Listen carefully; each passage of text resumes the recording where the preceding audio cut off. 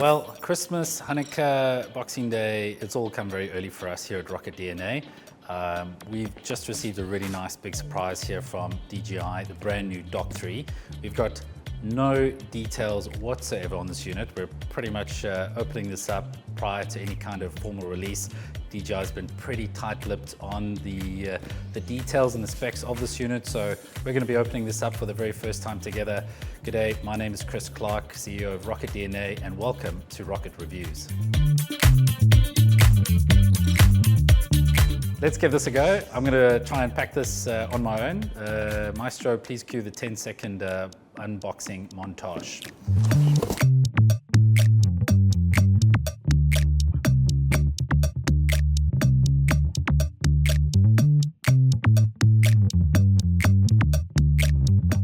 And here it is, the DJI Dock 3.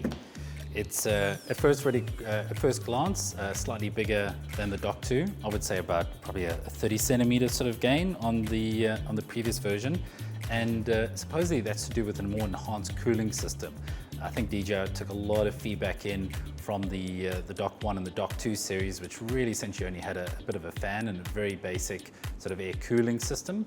Apparently within this unit we're actually getting a formal air conditioning system.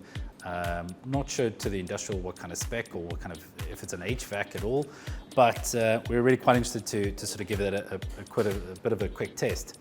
Otherwise, pretty standard when you kind of look at it on the face of it as well. You know, they've now done this really nice, quite slanted roof as well. Apparently some of the deployments when they were putting this out in the snowy areas, the Dock 2 was all settling with that snow on top, so now the Dock 3 has got this slanted sort of lid, which really kind of lets that snow slide right off as well. So again, a lot of this really nice kind of fine tuning that DJI sort of taken in and within the system as well. Everything else pretty much stayed the same. What you're going to see over here is the rain sensor, the wind sensors, and the fisheye lens.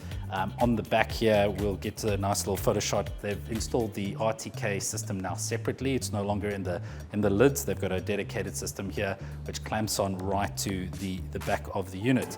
But otherwise, yeah, all the L grills, space, standard sort of 240 volts power systems that we got here as well. And yeah, let's open up this baby.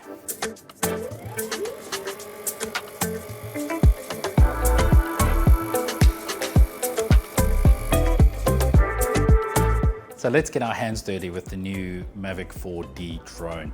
So as I really kind of pick this up, you're really starting to feel something slightly heavier than the Mavic 4E drone, which we reviewed earlier within the video. So probably just closer to probably the 1.5, 1.7 kilo sort of mark. It's really this thing you can feel like it's just built, you know, it's got more the sort of the solid arms. It's built to survive those harsh environments.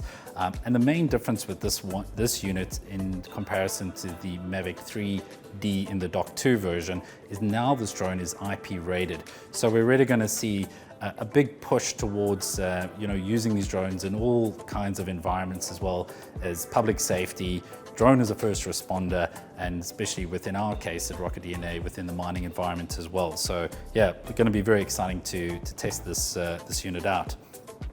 As I sort of kind of have a quick look before we get to the sensor sort of stack there as well, I'm really kind of blown away by the amount of vision sensors and camera systems that we have around here, really kind of enhancing the safety. I can sort of count, you know, sort of 2 on the front there, 2 on the side, and that side there as well in the back. So really 8 fisheye cameras, which is really about allowing for more precision mapping, getting really kind of push into those critical assets for those of you who are keen on using this drone dock for monitoring critical assets and infrastructure, particularly around the sort of power infrastructure and power towers as well.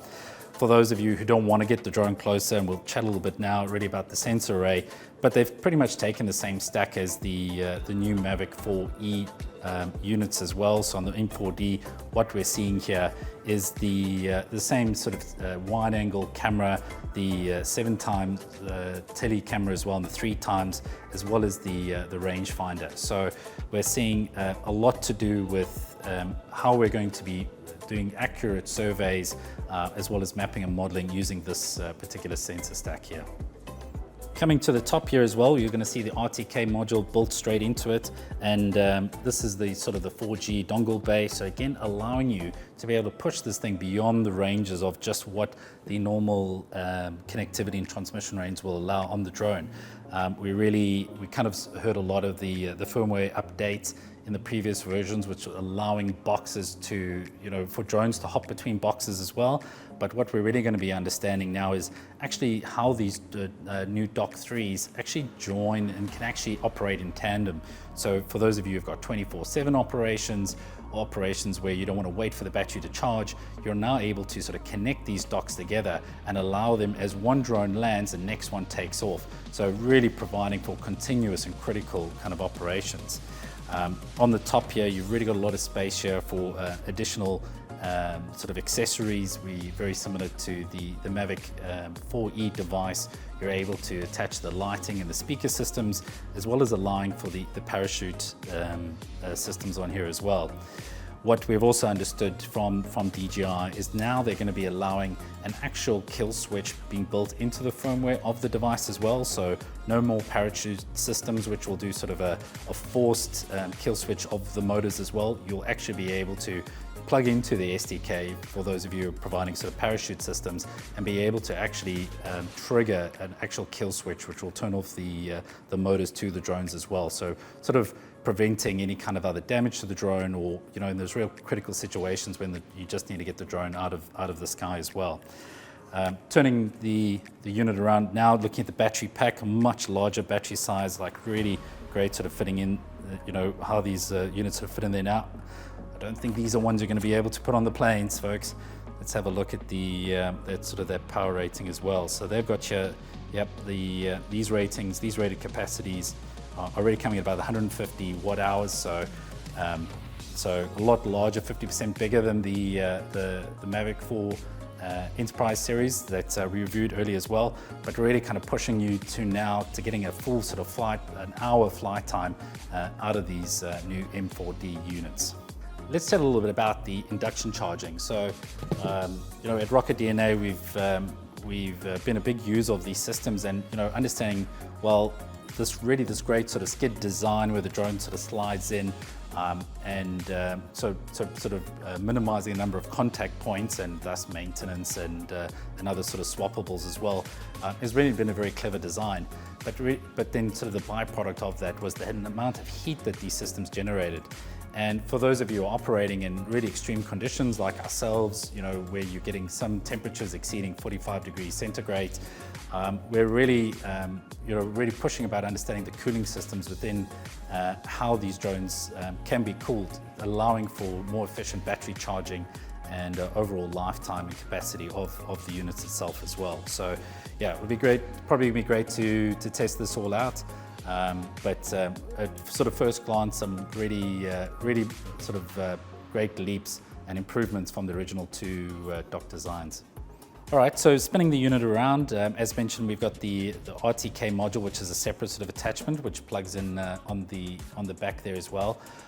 DJI has indicated that their new DRTK system will actually be able to extend the range of the drone. So for those of you who can't use 4G SIM cards within these devices as well, you can use the new RTKs to not only provide the precision coordinate systems within this, but actually the additional range, so you'll be able to increase that. We don't have any specific details on what that distance looks like right now, but the idea is that you can install multiple of these systems and they sort of operate in a mesh beyond that. What you're seeing there is the control panel and the power system as well, which I'll open up for you. The emergency kill switch there as well. The power of the Ethernet, all your LAN and your power points there as well. Standard control panels and your circuit breaker as well, and the ability to manually open and control the drone as well. So nothing really new there from the Dock 2 experience. But yeah, really something all nicely packed, weatherproof, tightly sealed and secure. You can tighten the screws there with bolts and make sure no one gets their fingers in there. And that's everything for today at Rocket Reviews. Thanks for joining us while we did the unboxing for this DJI Dock 3. Remember to subscribe and join us as we take this unit and put it out in its unnatural environment, the dirty, dusty, snowy kind of places where we're really going to see how this actually operates. So yeah, really keen to see this little baby in action. It's been great spending this time with you today. My name's Chris Clark, and thanks for joining us. Goodbye. Let's go.